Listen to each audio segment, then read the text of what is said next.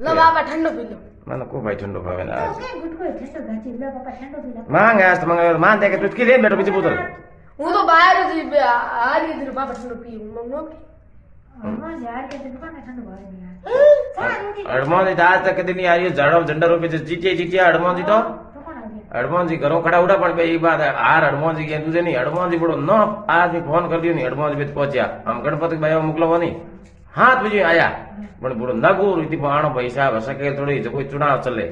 ધના ધન એને નહીં બોલી ઉતરે છે ચમ ગોમ ઉતરી કે તું કોણ નાગુર है सीधा गड्ढे लेना आया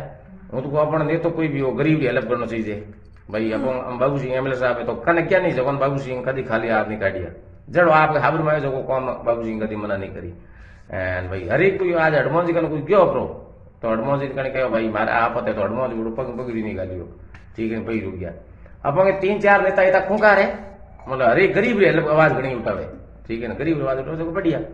एंड भाई अपन तो सही बताओ बहन भाई अपन तो आज रोटी भाई इंटरेस्ट नहीं आयो खावानो ठीक है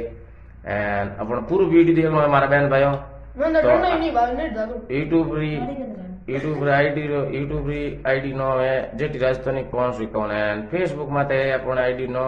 पूर्व राजस्थानी 101 पूરું देखજો भाई बहनों सपोर्ट जरूर करजो थारो भाई रो